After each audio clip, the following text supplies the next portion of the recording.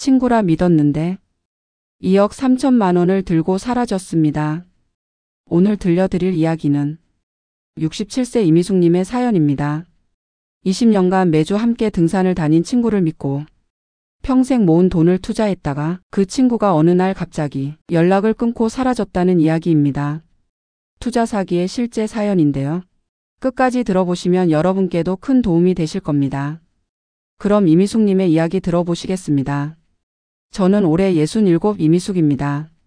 제 실수로 2억 3천만 원을 날렸습니다.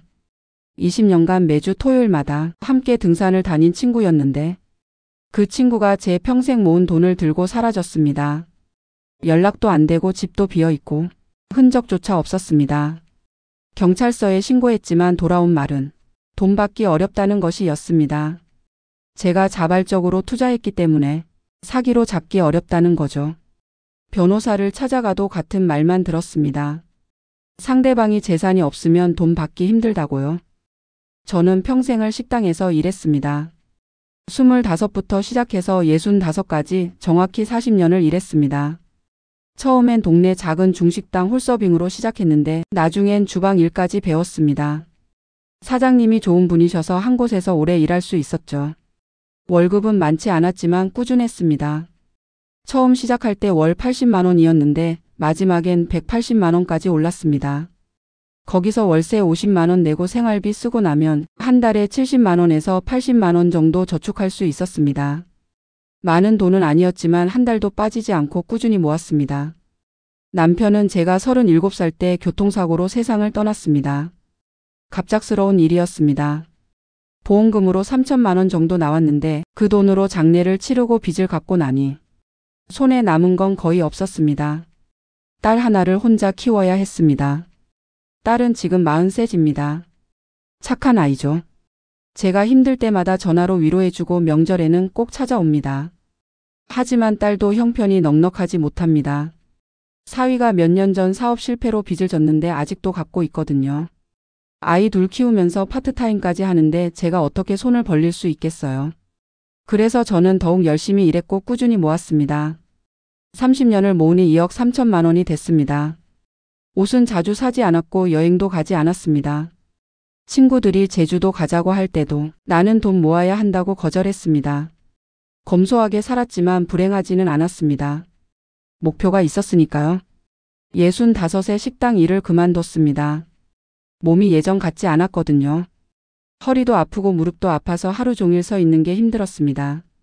사장님이 더 하라고 하셨지만 이제 그만하기로 했습니다. 연금이 나오기 시작했습니다. 한 달에 80만 원 정도였습니다. 많지는 않지만 혼자 살기엔 충분한 금액이었죠. 월세 40만 원 내고 생활비 쓰고 나면 조금 남았습니다. 이제 모아둔 돈으로 뭔가 할 수 있겠다는 생각이 들었습니다. 작은 가게라도 하나 차려서 여유롭게 살고 싶었습니다. 경혜를 만난 건 20년 전이었습니다. 등산 모임에서 처음 봤는데 나이도 비슷하고 사는 이야기도 비슷해서 금방 친해졌습니다. 경혜도 남편을 일찍 여의고 혼자 딸 하나를 키웠다고 했습니다. 저와 너무 비슷한 인생이었죠. 매주 토요일 아침 7시 북한산 입구에서 만났습니다. 20년간 한 번도 빠진 적이 없었습니다. 비가 와도 눈이 와도 갔고 더울 때도 추울 때도 갔습니다. 산에 오르면서 서로의 이야기를 나눴습니다. 일터에서 있었던 일이나 딸 이야기, 건강 이야기, 그리고 돈 걱정 이야기를 나눴습니다. 경혜는 저보다 조금 형편이 나은 것 같았습니다. 옷도 괜찮은 걸 입고 가끔 여행도 다니고 휴대폰도 최신 모델을 쓰고 있었습니다. 부러웠지만 시샘하지 않았습니다. 친구니까요. 2년 전 가을이었습니다. 등산을 마치고 산 밑 카페에서 커피를 마시는데 경혜가 조심스럽게 말을 꺼냈습니다. 미수가 너 요즘 뭐 하며 지내? 연금 받으면서 그냥 집에서 지내지 뭐. 심심하지 않아? 조금 심심하긴 한데 그래도 몸이 편하니까 좋아. 경혜가 잠시 머뭇거리더니 말했습니다. 나 사실 작은 카페 하나 하려고 하거든. 너 나와 같이 할래? 깜짝 놀랐습니다. 카페? 나는 카페 같은 거 해본 적 없는데. 나도 없어. 근데 배우면 되잖아. 우리 나이에 그냥 집에만 있긴 심심하잖아. 우리끼리 작은 거라도 하면 좋을 것 같아서. 솔깃했습니다. 그동안 저도 가게를 하나 해볼까 생각은 했지만 혼자는 자신이 없었거든요. 하지만 경혜랑 같이 한다면 가능할 것 같았습니다. 20년 친구니까 서로 믿을 수 있고 힘들 때 의지할 수도 있을 것 같았습니다. 그런데 돈은 얼마나 들어? 제가 물었습니다. 임대료, 인테리어, 집기, 초기 재료비 해서 5억 정도 있으면 될 것 같아. 나는 2억 5천 있고 너도 2억 5천 있으면 딱 맞을 것 같은데. 가슴이 철렁했습니다. 2억 5천만 원이면 제가 가진 돈 거의 전부였습니다. 그런데 나는 2억 5천까지는 없는데. 제가 망설이며 말했습니다. 얼마 있는데? 2억 3천 정도. 그럼 그거 넣고 나는 2억 7천 넣을게. 비율대로 나중에 돈 나누면 되잖아. 경혜가 웃으며 말했습니다. 집에 돌아와서 며칠을 고민했습니다. 30년을 모은 돈인데 한 번에 다 투자하는 게 맞는 걸까요? 하지만 계속 이렇게 살 수는 없었습니다. 집에만 있으니 심심하고 카페를 하면 사람들도 만날 수 있고 경혜랑 같이니까 부담도 덜할 것 같았습니다.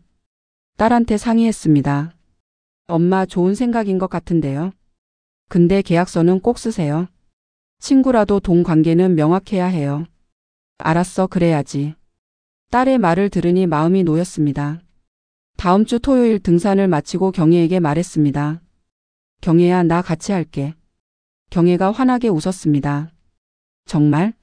미수가 고마워. 우리 진짜 잘 될 거야. 우리끼리 하는 건데 뭐가 문제겠어. 한 달 뒤 계약서를 작성했습니다. 경혜가 미리 준비해온 계약서였는데 투자 비율과 나중에 돈 나누는 비율이 적혀 있었습니다.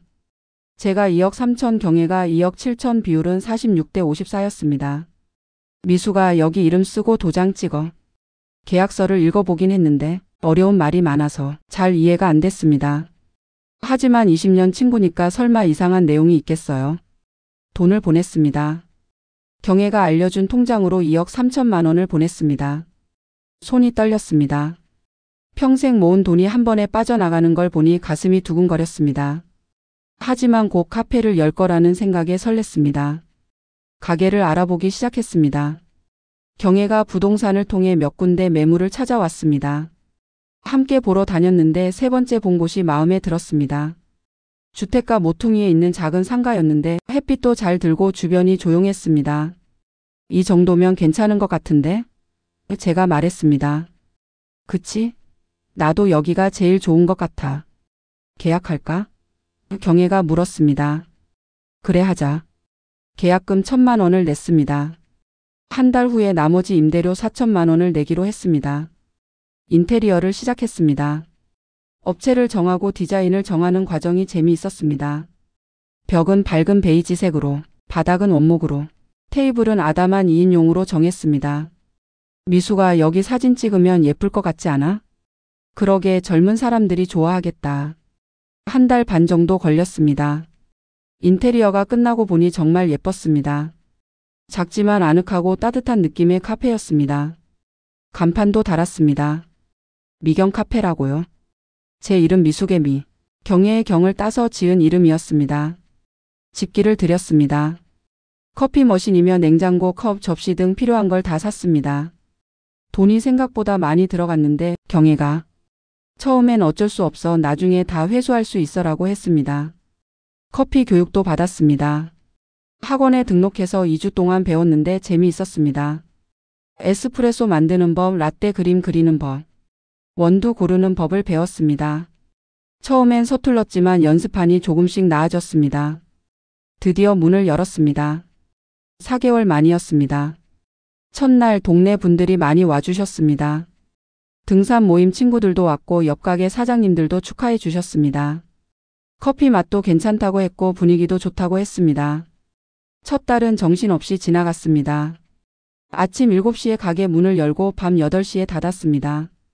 하루 종일 서 있어서 다리가 아팠지만 행복했습니다. 내 가게에서 일한다는 게, 손님들이 여기 커피 맛있어요 하고 말해준다는 게 너무 좋았습니다. 손님이 점점 늘고 단골도 생겼습니다. 아침마다 오시는 할아버지, 점심때 오시는 아주머니들, 저녁에 오는 학생들이 있었습니다. 매출도 조금씩 올랐습니다. 한 달에 500만 원 정도 매출이 나왔는데 거기서 재료비랑 임대료 빼면 순이익이 200만 원 정도 남았습니다. 미수가 우리 대박 나는 거 아니야? 경혜가 웃으며 말했습니다. 그러게 생각보다 잘 되네. 저도 기뻤습니다.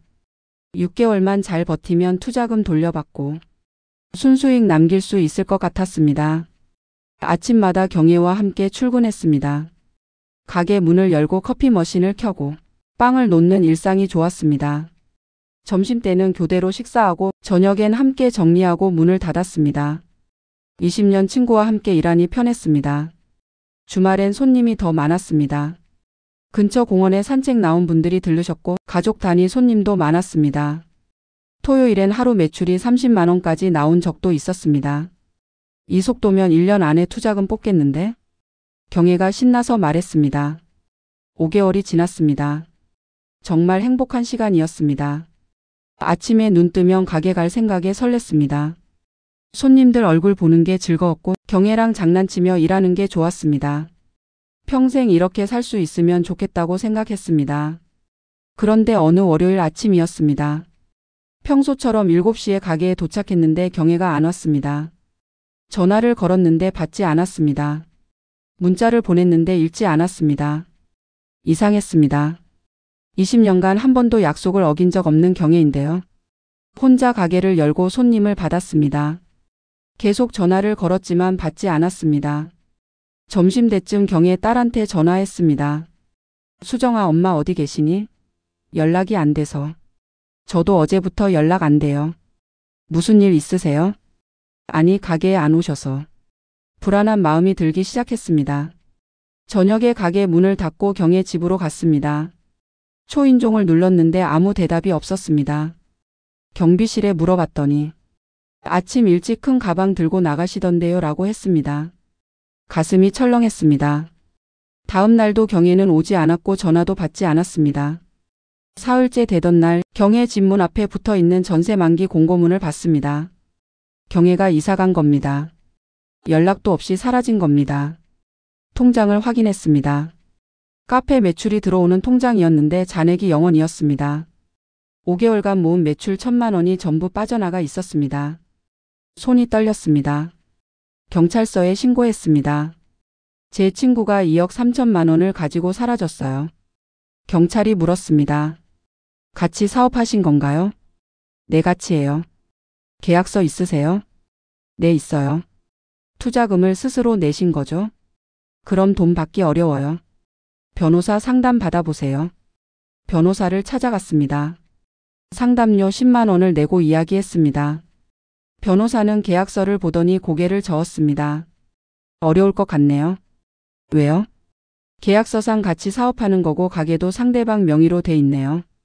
법으로는 상대방이 사업주고 당신은 투자한 사람이에요. 그럼 제 돈은요? 제가 물었습니다. 돈 받으려고 해도 상대방이 재산이 없으면 못 받아요. 집도 전세였다면서요? 재산 숨겼을 가능성이 큽니다. 그럼 저는 어떻게 하라는 거예요? 목소리가 떨렸습니다. 변호사가 안쓰러운 표정으로 말했습니다. 이런 투자 사기가 요즘 많아요. 특히 지인 사이에서요. 친구니까 의심 안 하고 계약서도 제대로 안 보고 투자하셨죠? 고개를 끄덕였습니다. 변호사 비용만 2천만 원은 들어요. 그리고 2~3년 걸립니다. 그래도 하시겠어요? 할 말이 없었습니다. 2천만 원이 어디 있어요? 이미 2억 3천을 날렸는데요. 변호사 사무실을 나와 길거리를 걷다. 다리에 힘이 풀려 벤치에 앉았습니다. 30년을 모은 돈이었습니다. 한 푼 두 푼 아껴서 모은 돈이었습니다. 밤에 잠을 잘 수가 없었고 천장을 보며 생각했습니다. 20년 친구, 매주 산에 오르던 친구였는데, 서로의 고민을 나누던 친구였는데 어떻게 이럴 수 있을까요? 처음부터 계획한 거였을까요? 20년을 친구로 지내면서 제 돈을 노린 거였을까요? 딸한테 전화했습니다. 울면서 이야기했습니다. 엄마, 어떻게 이런 일이. 딸도 울먹였습니다. 경찰에 신고했어? 응. 했는데 돈 받기 어렵대. 변호사 만나봐야 한대. 변호사 비용은요? 2천만 원이래. 엄마. 딸이 한참 침묵하더니 말했습니다. 제가 돈 좀 모아볼게요. 딸한테 손을 벌리고 싶지 않았습니다. 딸도 빚 갚느라 힘든데요. 하지만 어쩔 수 없었습니다. 한 달 뒤 딸이 50만 원을 보내왔습니다. 그 돈 받고 며칠을 울었습니다. 임대료를 낼 수 없어 카페 문을 닫았습니다. 집주인이 연락 왔을 때 사정을 이야기했더니 그건 제 문제가 아니에요. 임대료 내세요라고 했습니다. 결국 보증금을 날리고 가게를 비워줬습니다. 연금 80만 원이 전부였습니다. 월세 40만 원 내고 나니 손에 남는 돈이 40만 원이었습니다. 거기서 관리비 내고 전기세 내고 식비 쓰고 나면 정말 얼마 안 남았어요. 저축은 꿈도 못 꿨습니다. 병원비 쓸 여유도 없었고요. 그래서 식사를 줄였습니다. 아침은 거의 안 먹었고 점심은 라면이나 계란으로 때웠습니다. 저녁도 간단하게 먹었습니다. 고기는 한 달에 한 번 정도.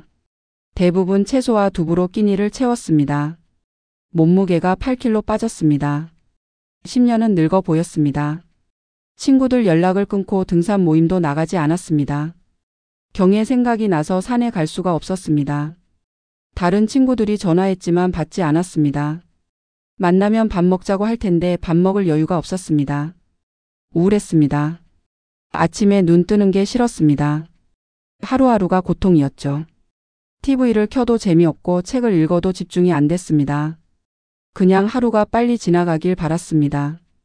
1년이 지났습니다. 경에는 여전히 연락이 안 됐습니다. 경의 딸한테 전화했더니 저도 어디 있는지 몰라요. 연락 안 돼요라고 했습니다. 돈 받을 방법이 없어 보였습니다. 딸이 가끔 쌀이랑 반찬을 가져다 줬습니다. 엄마 이거라도 드세요. 딸의 얼굴이 수척해 보였습니다. 딸도 힘든데 엄마 걱정까지 해야 하니 얼마나 힘들까요? 미안했습니다. 겨울이 왔습니다. 난방비를 아끼려고 보일러를 거의 안 틀었습니다. 두꺼운 옷을 여러 겹 입고 이불을 두툼하게 덮고 지냈습니다. 밤에는 너무 추워서 잠을 설쳤습니다. 몸이 아팠습니다. 감기에 자주 걸렸고 어지러운 날이 많았습니다. 병원에 가야 하는데 돈이 아까워서 참았습니다. 약국에서 파는 감기약으로 버텼습니다. 2년이 지났습니다. 여전히 경에는 나타나지 않았습니다. 제 통장에는 50만 원밖에 없었습니다. 30년을 모은 돈 2억 3천만 원이 한순간에 사라진 겁니다. 카페를 하겠다는 꿈도 사라졌고 여유로운 노후도 사라졌고 친구도 사라졌습니다. 가끔 생각합니다. 그때 계약서를 제대로 읽었더라면 어땠을까요? 전문가한테 상담을 받았더라면 달랐을까요? 경애를 의심했더라면 이런 일이 일어나지 않았을까요? 하지만 20년 친구인데 어떻게 의심하겠어요? 지금도 저는 작은 월세방에서 살고 있습니다. 연금 80만 원으로 근근히 살아갑니다. 딸이 한 달에 한 번씩 쌀을 사다 주고 가끔 반찬도 만들어 줍니다. 손주들도 데리고 오는데 간식 하나 사줄 여유가 없어서 미안합니다. 이미숙님의 이야기 들으셨습니다. 가슴이 아픈 사연이죠. 20년 친구를 믿었다가 평생 모은 돈을 날리신 겁니다. 이미숙님처럼 당하는 분이 더 이상 나오지 않았으면 하는 간절한 마음으로 여러분께 꼭 전하고 싶은 것이 있습니다. 투자하실 때 꼭 확인하셔야 할 것들입니다. 첫 번째, 계약서를 반드시 전문가에게 보여주세요. 친구라도 가족이라도 계약서는 꼼꼼히 확인해야 합니다.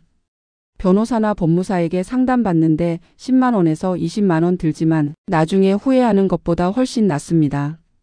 두 번째, 사업자 이름을 누구로 하는지 확인하세요. 이미숙님처럼 상대방 이름으로만 되어 있으면 법으로 불리합니다. 같이 사업하는 거라면 두 사람 이름이 다 들어가야 합니다. 세 번째, 돈은 반드시 공동통장으로 관리하세요. 한 사람만 돈을 뺄 수 있는 통장은 위험합니다.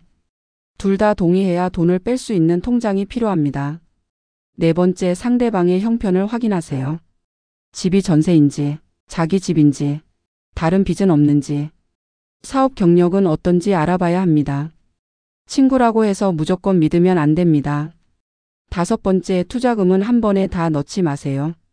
조금씩 나눠서 투자하고 중간중간 확인을 받으세요.